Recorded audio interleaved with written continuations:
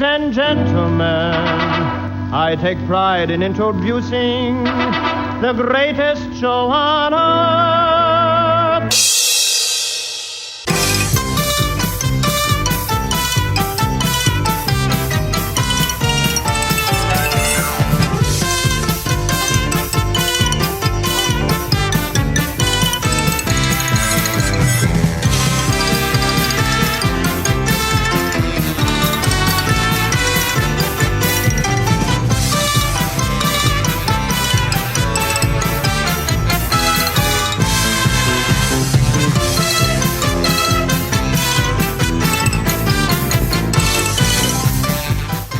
Welcome to the Uncle Floyd podcast. My name is Scott Gordon. Uncle Floyd Vivino and I join up for this podcast to discuss our time with the Uncle Floyd Show, music, theater, nightclubs, carnivals, circus, amusement parks, burlesque, and all things showbiz from our combined industry experience of over 120 years through the past 7 decades. We also answer questions that are emailed to ufpodcast@sge-inc.com. You will find that address and a link to support this podcast in the episode description. Join Uncle Floyd and me, Scott Gordon, now for this episode of the Uncle Floyd Podcast. This is podcast number 13. This is on? It's on. Number 13 we're doing. Okay. How about that? 13 weeks already. 13 is a lucky number in show business. I know, it's a very lucky number. It's always been a lucky number for me. All right, we got questions. Okay, this is from Mike K. And he says, loved every time Hugo came out and was used at the piano. Who was working Hugo and what happened to all the props like the drum you played, Skip's outfit and horn, and Floyd's piano, and of course Oogie? He wants to know where all that stuff is. Well, give me a dumpster and I'll show you. No, Skip still has his outfit and his horn. I know that for a fact. Good. Because he's posted upon the drum Muggsy had. Muggsy had the drums. Didn't he? Wasn't that my cocktail drum? The cocktail drum was yours. And I don't know what happened to that. After we got the drum set, I never saw the cocktail drum again. Because we had the drum set when we were syndicated when we went to NJN. You played the drums most of the time. Most of the time I played the drums. Muggsy played the drums some of the times. I can tell who's playing the drums when I listen to one of the shows. How can you tell, briefly? I used more cymbals than Muggsy did. Good. So when I heard the cymbals, I knew it was me playing the drum. You were more colorful. Yeah, well, I was more noisy, I guess. I don't know. All right. This is from Michael Lepowski. He wants to know, Floyd, in between Abbot and Costello and Laurel and Hardy, which do you think was funnier? Abbot and Costello need a clarification. It was their TV show I thought was great. Not the movies, the TV show. Well, Laurel and Hardy didn't have a TV show. But No. They had their shorts. They were great. I think we're comparing apples and oranges here. It's two different things. Yeah. Abbott and Costello were more loud. They were more upfront. There's a difference in taste, like between American and British humor. Chinese food and Italian food. Exactly. Susie Tannenbaum wants to know, which David Byrd character did you like the best? Walking out. You liked Artie Delmar. Yep. That whole thing we did with Artie in 80 with the election thing was funny. Right. This is from Chris from Belleville. He said, in 1985 on Northfield Avenue in West Orange, you pulled up to the Getty gas station, and I filled up your 4-door blue Cadillac with gas. Me and my pal still disagree what type of gas you used. Was it regular or premium?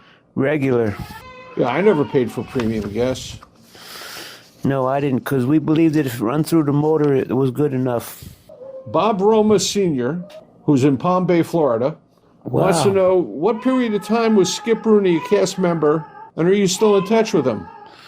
We're in touch with him, but he was a cast member for about 5 years. He came after I did. I think I was there before he was. Right. Just by a couple of months.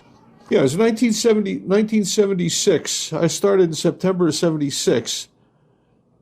And I think Skip Rooney started in January of 77. Okay. That's what I remember. Thanks for your question, Bob. This is from Marie Francis. She wants to know, what are some of your favorite movies and songs from the 30s and 40s? My favorite movie was Pennies from Heaven with Bing Crosby. Again, from Marie Francis. What was Tiny Tim like on your show? Tiny Tim was great. He wouldn't leave, remember? Yeah, he wanted to stay. He wanted to sing more songs. He was like an encyclopedia of music. From 1908. And she also wants to know, what did you think of megaphone crooning? I didn't like it. No, Michael Wright was a big fan of Rudy Vallee. Yeah, megaphone. Luke Johnson. He says, he's a big fan of classic country music and is wondering how many country singers you've met. And how Smokey Warren, Johnny Cash's brother. Smokey Warren, I remember working with him. Yeah. And Joel. You met Johnny Cash's brothers? Yep.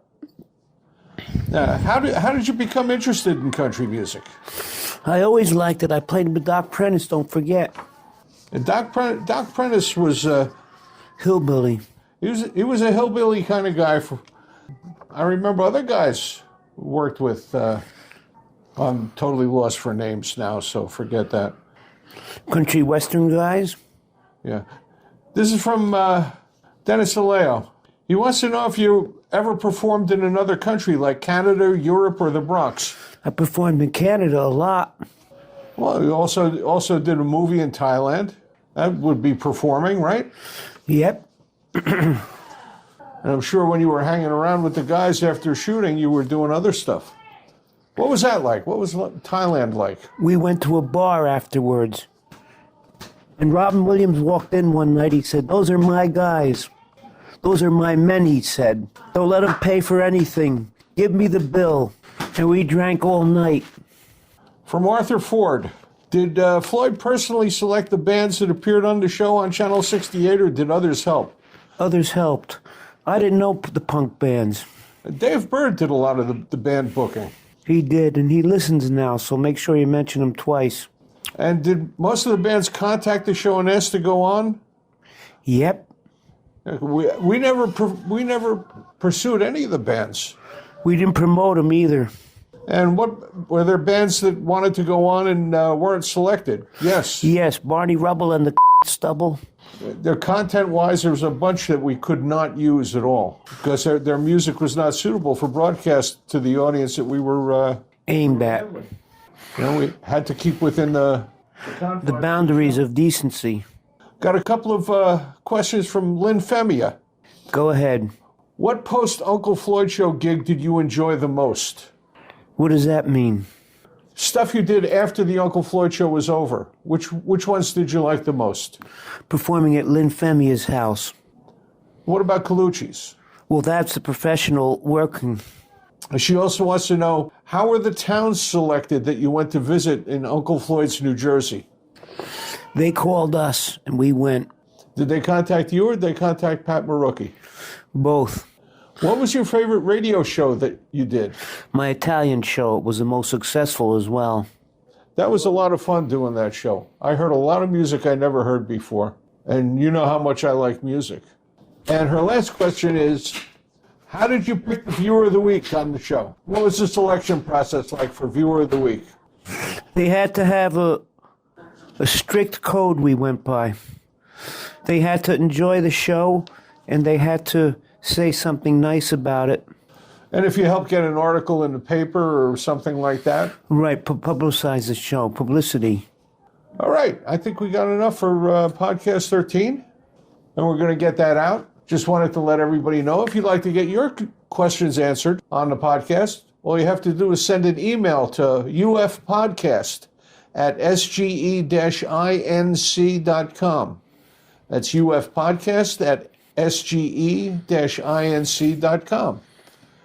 And tell your friends about this. Let's get more people listening. We'll get more questions in here and get you some more information about the show. And do you have anything to say to the people in closing, Floyd?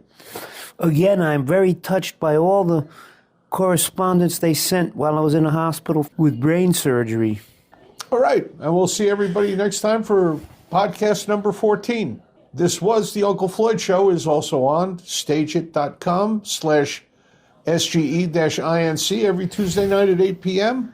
You can come and watch some old clips of the show, and we discuss what's going on. So take care. We'll see you next time. Say bye, Floyd. Bye-bye, everybody. Thanks again. I'm Uncle Floyd. Thanks for tuning in and making time for us. It's very touching to have an audience last this long. Tuesday at 8, we have a date. Tuesday at 8, we have a date for This Was the Uncle Floyd Show. And keep your eye on the podcast subscription, and you'll know when the next one of these comes up. They'll let you know. And if you want to tell your friends how to get here, just tell them to go to unclefloyd.podbean.com. That's PODBEAN.com. And if you want to send us an email with a question, just send it to ufpodcast@sge-inc.com.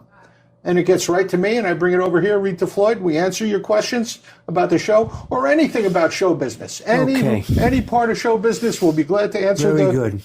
All right. So see everybody next time. At Tuesday, we have a date. This program was produced in the studios of Scott Gordon Enterprises, Incorporated in Paramus, New Jersey.